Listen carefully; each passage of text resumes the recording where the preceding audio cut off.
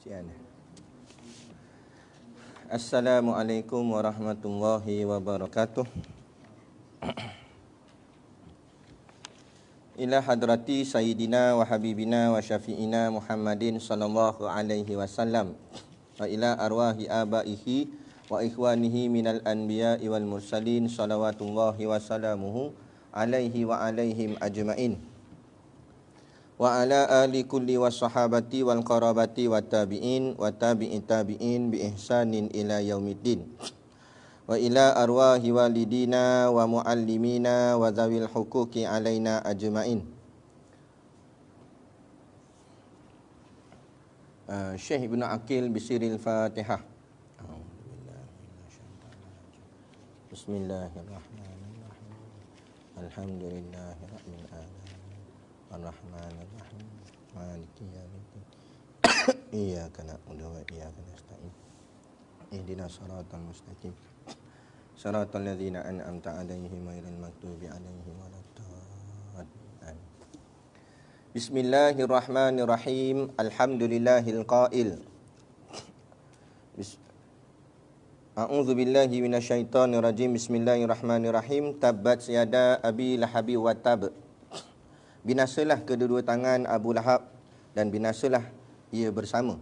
Ma agna anhu maluhu wa ma kasab. Hartanya dan segala yang diusahakannya tidak dapat menolongnya. Sayasla naran zatalahab. Ia akan menderita bakaran api neraka yang marak menjulang. Wa mraatuhu hammalatal hatab. Dan juga isterinya perempuan yang sebagai pemunggah kayu api. Fi jidiha hablum mim masad.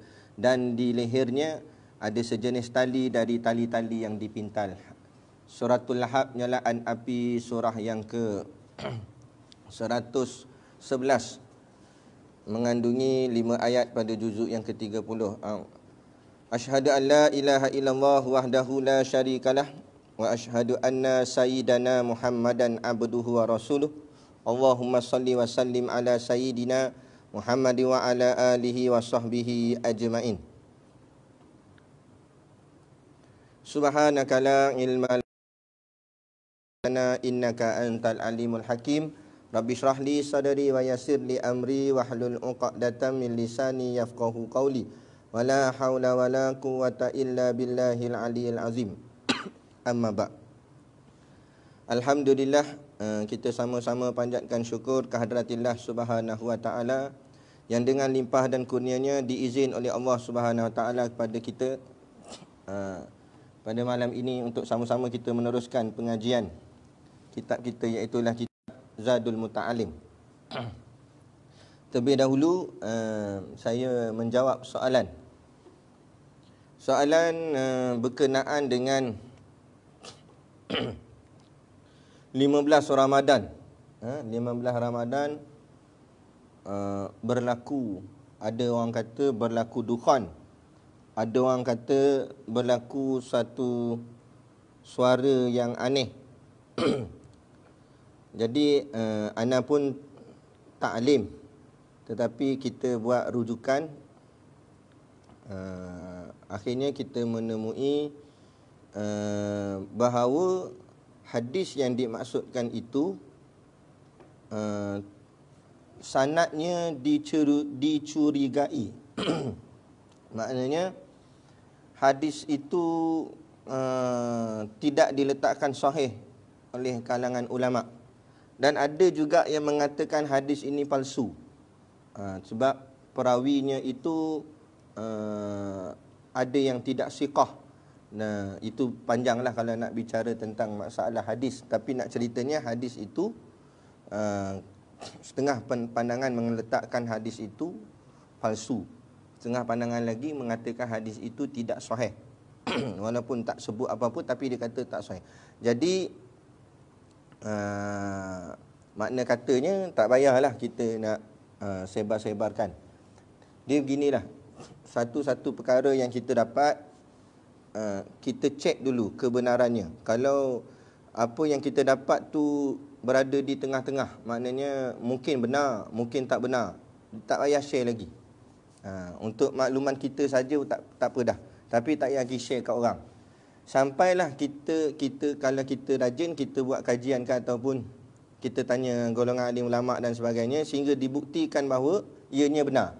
Barulah kita share. Tapi ulama tapis juga lagi, walaupun benar tapi tengok dulu bermanfaat ataupun tidak. Kata ulama, kalau benar dan bermanfaat barulah kita kongsikan pada orang lain. Tapi kalau benar je tapi tak ada manfaat, tak usah juga. Jadi samalah dalam masalah ni. Kemudian ada yang kata 15 Ramadan tahun ni tu berlaku dukhon. Ini bercanggah dengan pandangan-pandangan ulama-ulama hadis dalam bab rentetan peristiwa kiamat, hampirnya kiamat ataupun peristiwa akhir zaman. Kerana dukhon itu antara peristiwa yang hujung sekali. Makna kata ulama berdasarkan kajian mereka terhadap hadis-hadis, kalau dah berlaku dukhon, maknanya tak lama dah, sikit lagi kiamat dah. Jadi dukhon tu lambat lagi. Kerana kebanyakan ulama berpegang bahawa sebelum dukhon akan muncul Dajjal dulu. Jadi kalau nak terus kata 15 Ramadan ni dukhon dah Dajjal, maknanya bukan kita minta Dajjal tak, tapi maknanya tak kena daripada ilmu rentetan susunan yang telah disusun berdasarkan hadis-hadis Nabi sallallahu alaihi wasallam. Jadi senang ceritanya, benda-benda macam ni tak payahlah kita nak sibukkan sangat. Yang kita nak sibukkan ialah diri kita, amal kita takat mana, kan, dosa-dosa kita, amalan ibadat yang kita tertangguh, qada-qada solat dan sebagainya, yang tu kita utamakan. Patut kita ikut pesanan-pesanan Nabi sudahlah. Nabi kata amalkan baca suratul kahfi. Yang penting kita buat yang tu dulu. Baca suratul kahfi, hafal dia. Nabi kata kamu lancar membaca suratul kahfi seperti kamu lancar bacanya Fatihah. Maknanya jadi macam ayat biasa dah pada bibir kita. Buat yang tu dulu. InsyaAllah. Lepas tu kita belajar ilmu akidah, ilmu fiqh, ilmu tasawuf dan sebagainya. Dengan ilmu-ilmu ni insyaAllah, kalau ikhlas pengajian kita, Allah akan memberikan bantuan dari sebab ilmu itu untuk membimbing kita kepada jalan yang benar. Maka bila datangnya Dajjal ke atau dukhon ke atau apa saja huru-hara hari kiamat, maka insya-Allah kita tetap berada di jalan yang lurus, kita tetap berada jalan Allah Subhanahu Wa Taala, maka hati kita tidak terpesong insya-Allah. Tu. Jadi itu soalan, moga-moga menjawablah kepada yang bertanya.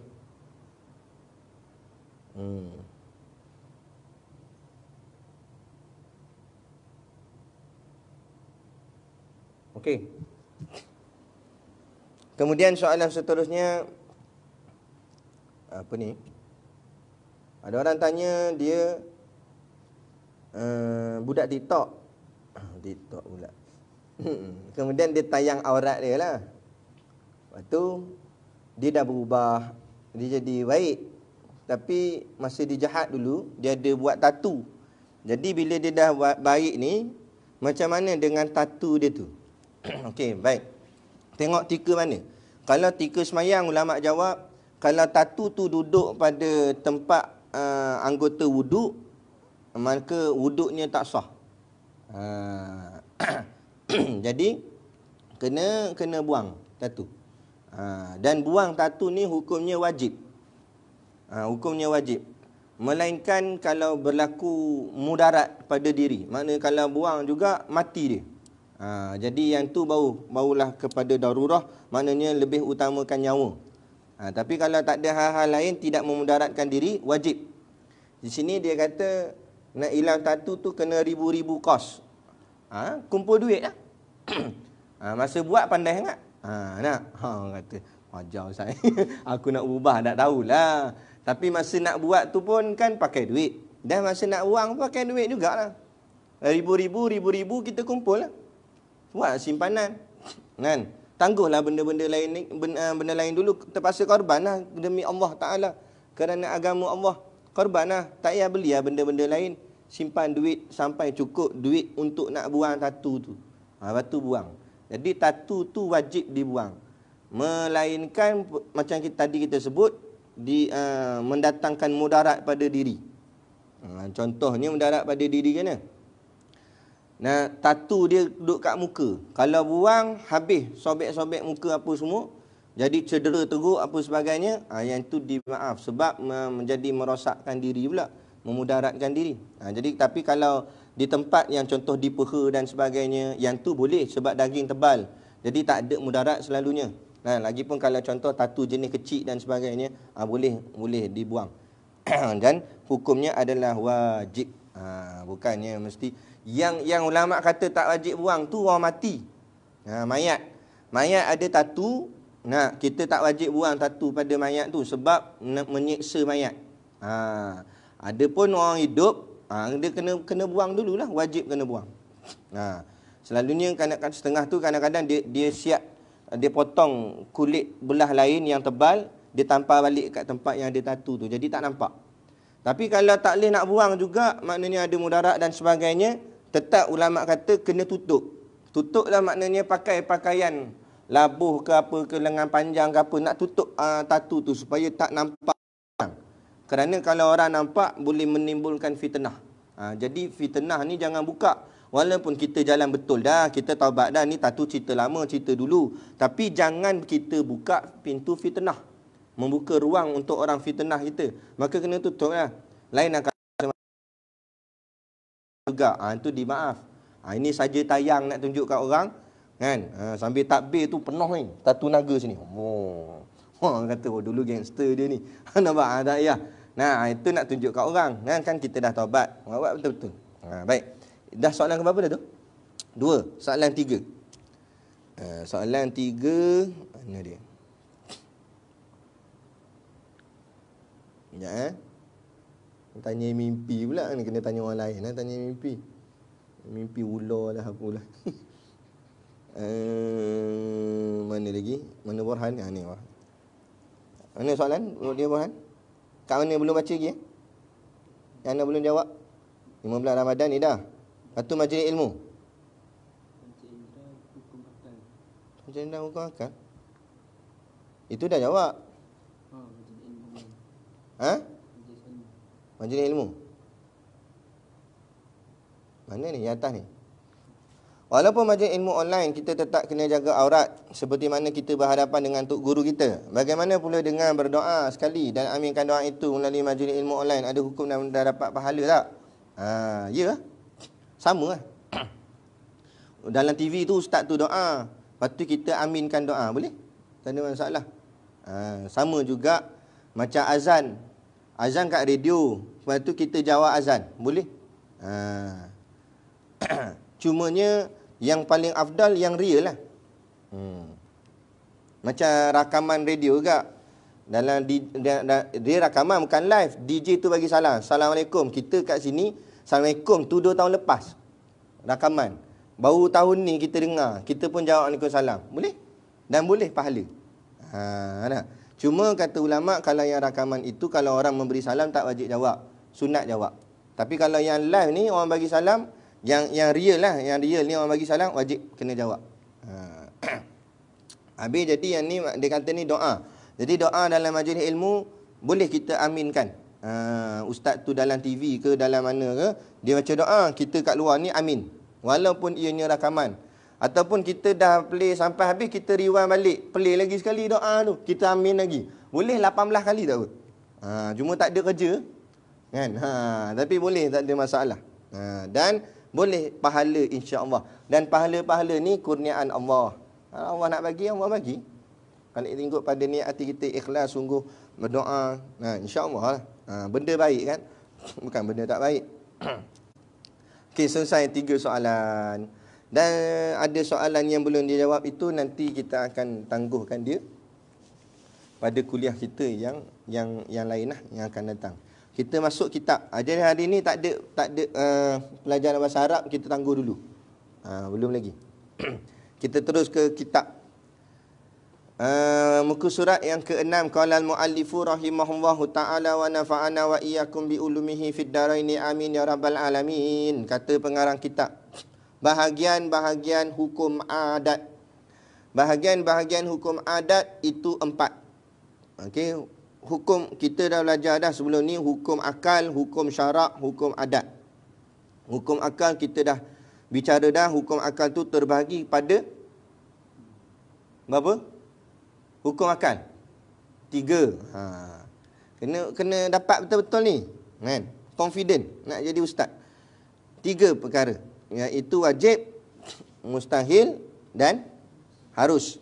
Kemudian hukum syarak terbahagi kepada 5, iaitu wajib, sunat, harus, makruh, haram. Okey, baik. Kemudian hukum adat pula. Hukum adat pecah pada 4. Tapi dia tak ada wajib, mustahil, harus semua tu. Cuma ni dia cerita gini. Pertama, menetapkan pertambatan ada sesuatu perkara dengan ada sesuatu perkara yang lain. Kita menetapkan pertambatan. Tambatan tu maksudnya kelaziman. Adanya dia, adanya itu. Contohnya, adanya Ustaz Burhan, adanya Ustaz Syakir. Macam itulah pertambatan. Tu maksud pertambatan. Kelaziman. Adanya sesuatu dengan adanya sesuatu. Seperti menetapkan ada kenyang dengan ada makan. Contoh dia buat sini, ada kenyang, maknanya ada makan. Yalah, dah dia kenyang, mestilah dia makan. Ada kenyang, ada makan. Itu dipanggil hukum adat. Bahagian yang pertama. Bahagian yang kedua, menetapkan pertambatan tiada suatu perkara dengan tiada suatu perkara yang lain. Tadi pertambatan ada dengan ada. Ada makan, ada kenyang. Yang kedua ni, tiada tambat dengan tiada. Maknanya tiada dengan tiada. Tadi ada dengan ada. Yang kedua, tiada dengan tiada. Apa dia? Seperti menetapkan tiada kenyang dengan tiada makan. Balik yang lawan balik yang tadilah. Tadi ada makan, ada kenyang. Yang kedua ni, tiada makan, tambatannya tiada kenyang. Dah tak makan, tak ada kenyang. Gitu. Atau tiada kenyang dengan tiada makan. Tak kenyang sebab apa? Sebab tak makan. Tambatan dia. Kelaziman dia. Dipanggil lazim. Ataupun bahagian yang ketiga. Bahagian yang ketiga, menetapkan pertambatan ada sesuatu perkara dengan tiada satu perkara yang lain. Yang ni dia silang lain pula. Yang ni tambat ada dengan tiada. Tadi ada dengan ada. Yang kedua tiada dengan tiada. Yang ketiga ada ditambat dengan tiada. Ada dan tiada pula. Contoh macam mana? Seperti menetapkan ada lapar dengan tiada kenyang. Lapar tu ada dengan tiada kenyang. Ada lapar. Yalah, lapar ada. Bila lapar ada, maknanya kenyang. Kenyang tak ada. Ada lapar, tiada kenyang. Adanya lapar, tiadanya kenyang. Ni ada dengan tiada, tambatan dia. Keempat, menetapkan pertambatan tiada sesuatu perkara dengan ada sesuatu perkara yang lain. Jadi dia kata sini, menetapkan pertambatan tiada dengan ada. Tadi yang ketiga, ada dengan tiada. Ni terbalikkan dia je. Tiada dengan ada pula. Maknanya tambat tiada ditambat dengan ada. Tiada ada. Tadi ada tiada. Seperti, boleh faham? Pening lah? Okay. Seperti tiada lapar dengan ada makan. Tak ada lapar, tambatnya dengan ada. Ada mana? Ada makan. Sebab dia tak ada lapar sebab dah makan. Ada makan. Lapar tak ada. Tiada lapar, ada makan. Jadi kita refresh balik. Ingat balik daripada pertama. Pertama, ada dengan ada. Maknanya ada makan, ada kenyang. Yang kedua, tiada dengan tiada. Tiada makan, tiada kenyang. Yang ketiga, ada dengan tiada. Ada lapar, tiada kenyang. Atau boleh juga ada makan, tiada lapar. Sama tak? Ada makan, ada lapar tak? Tak ada lapar, dah ada makan. Ada lapar, ada makan, tiada lapar. Yang keempat, tiada dengan ada. Tiada kenyang. Tiada kenyang sini dia buat macam tu. Tiada lapar. Tiada lapar dengan sebab ada kenyang. Ada makan. Dengan nanah pun penting. Boleh faham? Jadi ada makan, ada kenyang. Tiada makan, tiada kenyang. Ada makan, tiada lapar. Tiada makan, ada kenyang. Tiada makan, ada lapar. Hati-hati kan? Faham? Jadi itu dipanggil hukum adat. Tapi ni cerita bab makan. Kenapa Syekh buat contoh makan? Sebab orang kuat makan? Nampak? Senang nak faham. Jadi ada gak yang lain kalau kita nak buat contoh lain. Ada mengantuk sebab tiada tidur. Ada? Tiada mengantuk sebab ada tidur. Contoh. Ataupun ada tenaga. Jadi ada tiada tu duduk main selalu. Ada panas kerana ada api. Contoh kalau kita nak contoh api. Ada panas, ada api. Tiada panas, tiada api. Ada api, tiada apa? Tiada sejuk. Nampak? Lawankan balik je. Nah, tadi ada api. Tiada api, ada apa? Api tak ada, jadi yang ada apa? Ada sejuk lah. Ada api tak ada, sejuk lah dia. Saja nak pusing. Faham? Jadi itu maksudnya tambatan. Jadi maknanya lazim kelaziman dalam kehidupan dunia ni begitulah. Semua Allah buat ni dalam bentuk adat kepada kita. Maknanya ada elektrik, ada lampu. Tak ada elektrik, tak ada lampu. Jadi semuanya dengan adat. Kan? Semuanya dengan adat. Ada pisau, ada motong. Tak ada pisau, tak ada motong. Jadi semua dengan adat. Semuanya dengan adat. Ada manis. Jadi penting juga hukum adat ni. Mula-mula anak mengaji dulu, kita tak nampak juga tang mana nak guna hukum adat ni untuk apa. Rupanya untuk kehidupan. Kalau adat ni tak ada, contohnya manis tu Allah tak tetapkan. Kadang-kadang manis, kadang-kadang masin. Dan macam mana kita nak buat air? Hari ni gula manis. Kita pun bubuh gula. Okey, sedap lah minum. Esok kita ambil gula yang sama bubuh. Tengok-tengok tukar dah. Semalam manis, hari ni masin. Sifat gula bertukar. Dan macam mana kita nak buat air? Jenuh nak kena test dulu tiap-tiap kali. Jadi tak payah. Allah buat dah gula memang manis. Maknanya Allah dah tetapkan hukum pada dia. Ada manis, ada gula. Tak ada manis, tak ada gula. Jadi itulah namanya adat. Okey? Faham yang tu dulu. Clear dah setakat ni. Yang tu faham dulu. Okey, baru kita pergi kat perenggan seterusnya. Dia kata, adalah sekalian bahagian-bahagian yang empat itu, keempat-empat atas tadi tu, mungkin menyalahi.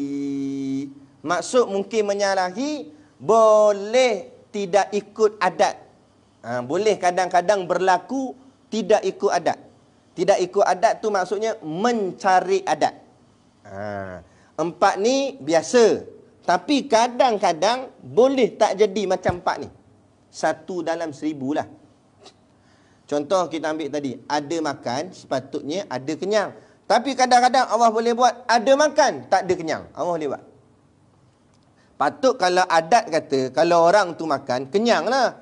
Tapi Allah boleh mencari adat, dia ni makan tapi tak kenyang-kenyang. Selalunya yang kena mencari adat ni, geng-geng wali ya. Jadi orang ni makan tapi tak kenyang-kenyang, wali lah tu. Wali dia. Wali makan. Makan aja tahu dia. Nak sampai tak kenyang-kenyang makan dia. Allah boleh buat. Allah boleh buat juga. Tadi ada makan, patutnya ada kenyang. Tapi Allah buat ada makan, tak ada kenyang. Allah boleh buat juga, tak ada makan, ada kenyang. Allah boleh buat. Kalau ikut adat, tak ada makan, mesti tambatan dia apa? Tak ada kenyang. Sebab tak makan, tak kenyang lah. Tapi Allah boleh buat, tak ada makan, tapi kenyang. Allah boleh buat.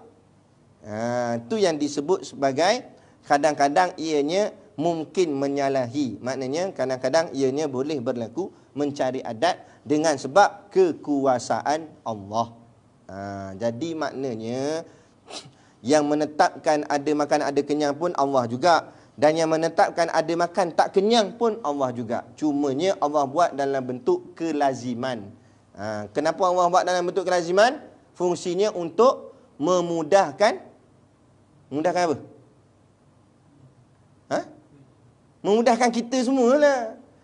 Sebab tu Allah buat lazim. Macam contoh gula tadi. Allah buat lazim gula tu manis. Itu lazim dah. Tapi Allah boleh buat tak gula tak manis? Boleh tak Allah buat? Gula tapi tak manis? Boleh, Allah boleh buat. Kan? Contoh macam kita kita demam semua teruk sangat. Masuk gula pun tak terasa sangat manis dia. Dia rasa payau gitu. Kan? Allah jadi tu kuasa Allah. Padahal patutnya adat kata gula tu manis, tapi Allah buat gula tak manis. Allah boleh buat. Tapi benda tu jarang-jarang berlaku. Tapi adat kebiasaannya gula tu manis. Kenapa Allah buat adat kebiasaan tu gula tu manis? Untuk memudahkan kita hidup di atas muka bumi ni lah. Macam anda sebut tadi lah. Kalau Allah buat gula ni kejap manis, kejap tak manis, tak payah ke kita? Payahlah kita nak buat air, nak buat masak apa semua. Jadi Allah buat memang adat dia dah begitu dah. Gula manis, gula tu sifatnya manis. Allah buat adat dia begitu dah. Tapi jangan kita pegang wajib gula tu mesti manis. Sebab manisnya gula itu atas kekuasaan Allah. Cuma ianya sebagai adat pada gula sahaja. Boleh faham? Sama juga. Jangan kita pegang wajib makan mesti wajib kenyang. Dah. Nah, itu adat saja Allah buat. Siapa makan, adatnya kenyang. Tapi Allah boleh buat ada makan tapi tidak kenyang. Allah boleh buat. Sebab semuanya tertakluk di bawah kekuasaan Allah. Jadi, nampak tak fungsi hukum adat ni? Untuk apa? Penting tak penting hukum adat ni? Nampak tak? Kalau tak nampak lagi, maknanya belum faham. Nak biar nampak kenapa wujudnya hukum adat. Ini bukan serpihan. Ini bukan alah saja-saja mengaji. Bukan. Tapi ianya ada kaitan dengan apa yang kita nak belajar seterusnya. Jadi kalau peringkat awal ni dia gagal, dia tak faham, dia akan lebih susah untuk faham yang akan datang. Sebab tu tak faham, kita tanya betul-betul. Sampai jelas kefahaman kita. Maka mungkin ada makan tetapi tiada kenyang. Contohnya mungkin tadi. Allah boleh buat ada makan tapi dengan tidak kenyang. Allah boleh buat. Itu dipanggil mencari adat. Sebab sepatutnya adatnya, adat kebiasaannya makan kenyanglah. Tapi Allah boleh buat sebaliknya. Dan mungkin tiada makan tetapi ada kenyang. Tengok, Allah boleh buat makan tak ada tapi Allah boleh buat bagi kenyang. Batu tak payah pelik lah. Dengan kata akhir zaman nanti waktu kemarau nanti akan berlaku tahun-tahun yang kemarau. Tak ada makanan, binatang-binatang peliharaan semua mati, apa semua tumbuh-tumbuhan semua layu mati sebab kering tak ada air. Jadi orang tanya, sahabat tanya Nabi, habis tu masa tu apa makanan kami kalau kami hidup di zaman tu? Nabi kata zikrullah, zikir pada Allah. Nah, orang yang mengaji dia yakin, dia yakin dengan zikir tadi dia boleh kenyang. Sebab ni dia belajar hukum adat. Ni penting hukum adat. Nampak? Tapi kalau orang tak mengaji, duk sibuk dengan TikTok, duk sibuk dengan Gegar Vaganza, duk sibuk tengok drama, sampai langsung tak buka kitab-kitab agama, mengaji kuliah pun tidak. Dia nak nampak tak benda ni? Dia akan keluar persoalan, kalau jadilah macam tu Ustaz, macam mana kami nak makan? Kalau dengan zikir boleh kenyang ke? Dia tanya. Sebab apa? Sebab dia berpegang yang mengenyangkan makanan. Kita berpegang yang kenyangkan kita siapa? Allah. Adat saja. Makanan tu sebagai adat saja mengenyangkan kita. Hakikat bukan dia mengenyangkan kita. Hakikat yang mengenyangkan Allah. Itu fungsi hukum adat untuk kita pelajari. Boleh faham? Okay. Kerana adalah hukum adat itu terhenti di atas perkara-perkara yang berulang-ulang. Kerana hukum adat ni dia terjadi dengan sebab perkara yang berulang-ulang. Kajian. Yang kita sebenarnya hukum adat ni lah ilmu sains. Dalam bahasa agamanya panggil hukum adat. Tu yang mengaji sains tu, dia buat kajian. Kalau carbon dioxide campur oksigen ni jadi apa? Dia buat tu berulang-ulang, eksperimen untuk nak cari keputusan. Bila dapat keputusan, itulah adat dia. Tu dia dipanggil adat. Macam dia kaji tentang asid sulfurik. Kan? Asid ni nak guna untuk apa? Dititihkan atas kain, habis koyak kain. Jadi dia menghukumkan, asid ini hukumnya, adatnya meleburkan. Ataupun bukan panggil lebur, panggil apa? Melecur, bukan lecur. Dia kena kain, koyak kain. Asid lah, mengasidkan. Mengakis. Allah. Ni hebat ni. Nak kita ngaji kitab pun tak boleh nak. Tu mengakis. Jadi mengakis. Jadi kita menghukumkan asid itu mengakis sebab apa? Sebab telah diuji. Dia test banyak kali, dia test kat kain ni, teh kat sini, tengok semua menghakis. Okey, maka hukumkan asid itu menghakis. Itu hukum adat tu. Bahasa moden dipanggil ilmu sains. Siapa kata ilmu sains dengan ilmu agama tidak apa orang cakap ilmu yang berpisah? Mana dia berpisah? Barat ataupun pemikiran kita yang memisahkan sains dengan agama. Sedangkan sains dan agama itu bersekali. Datangnya juga daripada Al-Quran. Sumber yang sama. Kan? Ni kita belajar ni. Siapa orang kata orang ngaji pondok tak mengaji ilmu sains? Ni ilmu sains yang kita mengaji ni, ilmu adat ni. Hukum adat ni. Kan? Baik. Kerana adalah hukum adat itu terhenti di atas perkara-perkara yang berulang-ulang. Iaitu perkara yang telah biasa berlaku sekali lepas sekali. Kerana perkara itu berulang-ulang dan akhirnya jadi biasa, maka kebiasaan itu ditetapkan hukum. Contoh, first time kita tengok awan mendung, kita tak tahu awan mendung ni kenapa jadi mendung, gelap. Mungkinlah masa tu first time. Tapi kalau dah hari-hari kita duk tengok awan mendung, lepas mendung hujan turun. Maka bila nampak mendung je, kita akan sangka apa? Walaupun kita tak tahu lagi hujan turun ke tak. Tapi kita akan kata, tengok awan mendung, kita akan kata, nak hujan lah ni. Adakah dikira orang cakap apa, syirik? Pandai-pandai nak tentukan lepas ni jadi apa. Bukan tentukan, tapi adat. Bila tengok awan tu mendung, adatnya hujan nak turun.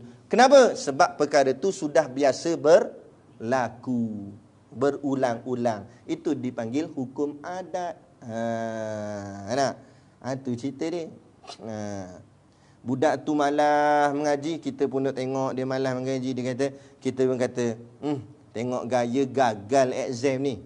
Pun dia kata, hang pandai-pandai macam Tok Bomoh nak menentukan dia gagal tak gagal. Mana tahu lagi dia gagal tak gagal. Memang kita tak tahu, tapi adatnya, adat orang yang malas mengaji, maka hasilnya gagal peperiksaan. Adatnya begitu. Tapi berbalik pada hukum hakikatnya, Allah boleh buat tak orang yang malas mengaji tapi lulus ujian exam dia? Allah boleh buat. Orang yang rajin mengaji tapi Allah buat gagal exam dia, Allah boleh buat? Allah boleh buat. Cuma yang nak dibicarakan di sini ialah adat. Boleh? Saja anak ulas panjang sikit sebab nak bagi faham hukum adat tu betul-betul. Bila kita dah faham, dah habis dah kat sini, bila kita dah faham hukum adat ni, pastikan kita boleh membezakan apa dia hukum adat, hukum syarak dan hukum akal. Biar nampak hukum akal nak guna tang mana, hukum syarak nak guna tang mana, hukum adat nak guna tang mana. Bila kita tahu nak guna tang mana, bila datang satu masalah atau ujian, kita tahu nak guna senjata yang mana. Ada? Contoh, kita ada pistol, kita ada